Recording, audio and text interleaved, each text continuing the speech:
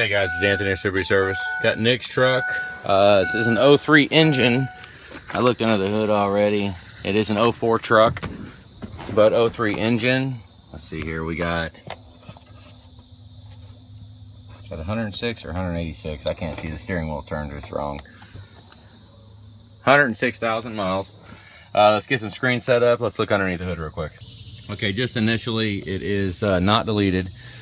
It's got the same old orange hose that it was built with, so nobody's really touched it. We do not have coolant pressure, so that would scream towards. We need to check the cap, look for coolant leaks, see if he has a leak somewhere. It's pretty wet down around here, but it might be because it's been sitting. Don't want to condemn the radiator till we pressurize it and look. Got all kinds of crankcase venting going on around the, well, all the boots, everything. Could use a belt. Batteries are pretty dirty, just little stuff. I mean, we'll when I get it in, I'll clean everything up and clean the line, clean the cack tubes, and clean the boots all off. But it does appear to be stock, unless the cooler's welded. But I doubt the cooler's welded, and they reuse the orange hose. If the cooler's welded, they should have at least put the blue hose on it. But you never know. Yeah. And you know, I always look at stuff like this line right here. Power steering line on early models, they have an adapter that comes out. Now if you replace the power steering hose, it goes all the way into where the adapter goes. But this one, see if it's bent down a little bit. If it's bent down, that means either, generally what that means is that the cab was raised and they forgot to disconnect it and it bent it down as the cab was going up. But could have been somebody, you know, prying on it or something, who knows. Yeah, I don't know. Let's get some screens set up here. And this is an 04 truck, so let's go ahead and do this real quick. Hang on. It is 106,000 miles. Hang on. Well, great. We got an 03 engine throwing a 132B. Ain't that a bitch? That is from inferred exhaust back pressure. Insufficient flow. Wow. Maybe it is number 6, contribution balance. So injector number 6 is what we're seeing so far. Wow. Air correlation. Damn it. That sucks. 06A and 132B. I mean, I wonder if we got a stuck turbo. We'll see here in a second. But that's pretty much it. We got cylinder 6 contribution balance and 132B and 006A. So before we do that, let's go in the data logger before I clear these codes. I'm not going to clear them just yet. Hang on. All right, we do not clear the codes because it would have cleared out the 132B. 132B right here. Stuck vanes. 130B, that saying yes right there says that we need clean turbo. Or, I mean, we need to check for exhaust leaks, but VGT learn is okay. So it held the the learn strategy, and it's saying that it's got stuck vanes. So 26 learned events. Okay, I'll go ahead and cycle the key off and back on.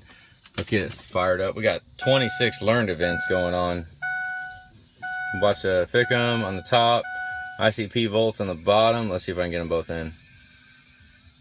Here we go, fire and hole. 46, 45 and a half, 45. Yep, needs FICM, power supply. See it right up here, right there. 43, 42. Needs power supply. Let's look here. Hopefully it didn't take injectors. I mean, generally I would put a power supply in it first and re-diag, re-cold start, but with that cylinder 3 contribution balance, I doubt it. I doubt it. I bet you it's, oh shit. 6 and 8.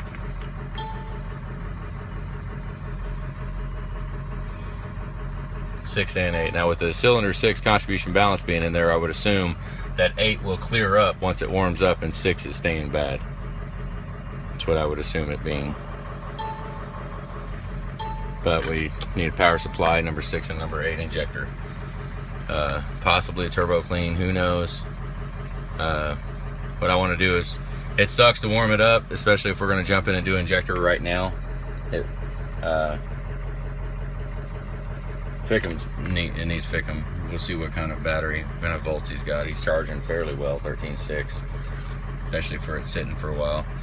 I want to see what kind of power we're going to get out of it, what kind of boost we're seeing, but I don't like going on a test drive with it cold. That freaking sucks for doing injectors right now. But maybe we ought to go ahead and get the power supply done. I mean, ideally, if we have time with the truck, I would put a power supply on it, let it cold, get it cold again, and do another cold start diag to make sure 6 and 8 is bad with a good ficum in it. I mean, ideally, you know, but without what we're seeing, I mean, I would say, you know, probably not going to be that far off to go ahead and put number 6 and number 8 injectors in it. The damage is probably already done, but you know, either way, whichever way you want to go with it, we can do that. If we got time with the truck, put a power supply in it right freaking now, and then get it outside and let it sit and get cold again, and then do another diag to see. Or we can jump in, put a power supply on it, and put number 6 and number 8 injectors in it. Call it good. Let me get some temperature. Let's see what kind of boost we're seeing, and then I'm gonna pull it in the third bay. Hang on. Okay, I'll just do a little turbo test here. With RPMs up, command the VGT closed, we should see 2 pounds. Here we go. Oh yeah. Either we're leaking exhaust or turbo stuck.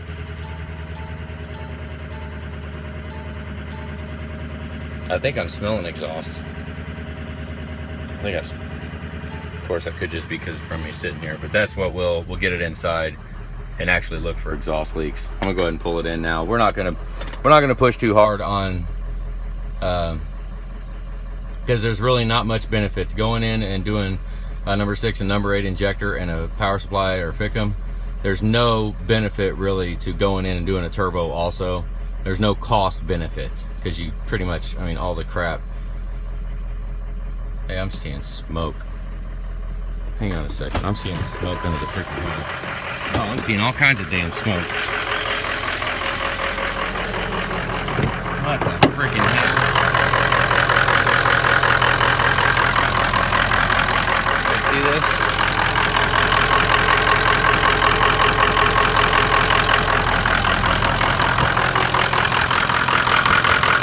We have a... It's smoking like a... Oh, you little bastard. It's smoking like a mother. Let me get underneath it, find out where all this damn smoke's coming from. Something's leaking on it.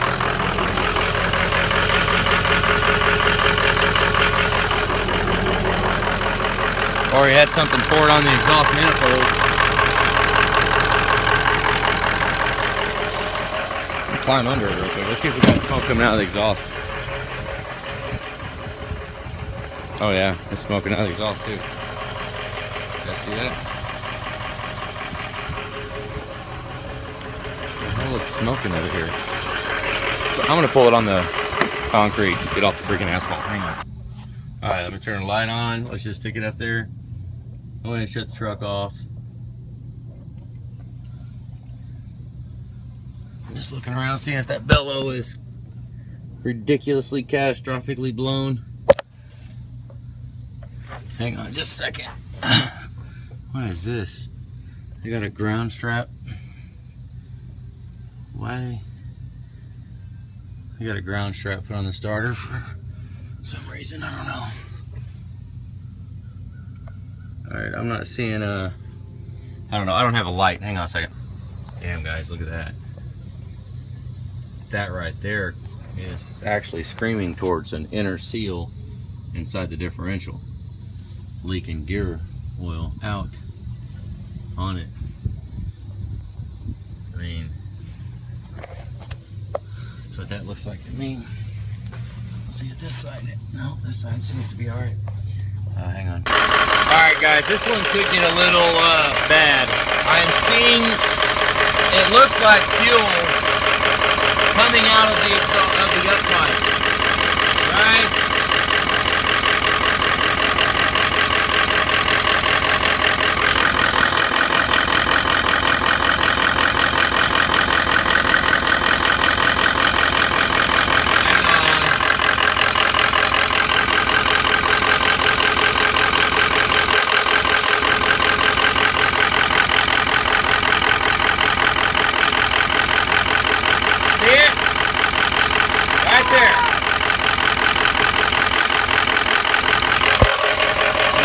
looks like fuel.